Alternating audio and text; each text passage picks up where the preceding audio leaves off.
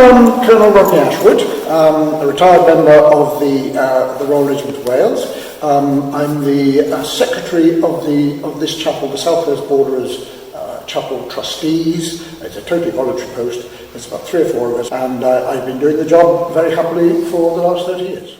After the First World War, there was obviously a great drive across the nation to provide war memorials for the war dead, all different shapes and sizes. Brecon Town has one in the centre of town. But as a regiment, we felt that we needed something specific because we lost 5,777 officers and men, all of whom were fairly local people. So it was decided that we would ask well, it wasn't a cathedral then, it was still a priory church. We'd ask the church if we could have a war memorial here in the church. They readily agreed, and so on the 25th of May 1921, there was a large service. I think there were about 1,000 people who packed the whole of the cathedral, and the plaque, which you see on the north wall behind me, was dedicated by the then colonel of the regiment. This chapel then, from small acorns, it grew into a larger chapel. Then there was, of course, the Second World War and conflict since, where members of that regiment and its successor regiments have been remembered here.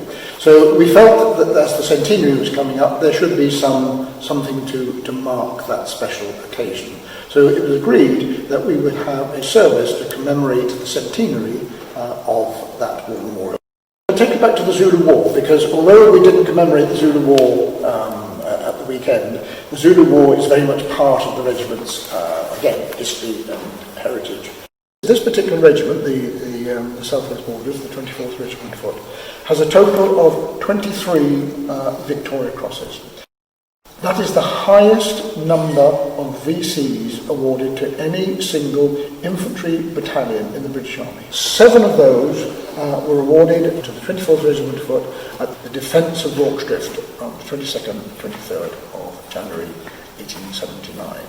In 1875, the barracks on the Watton became the depot, the training depot, of what was then the 24th Regiment of Foot. And so when the soldiers left for the Zulu War and one whole battalion was wiped out, the town and Brecon felt that they should commemorate that.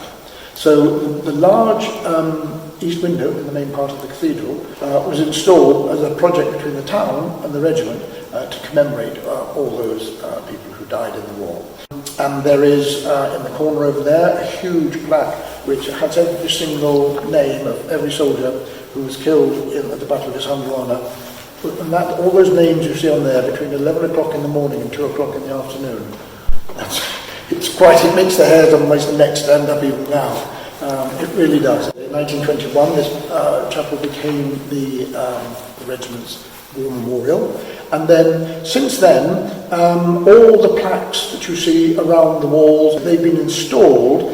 Some are paid for by the regiment and some are paid for by the families. There's no public money involved. That, in a way, is what has been presented over the years. The painting you see behind me on the altar, that was presented after the First World War.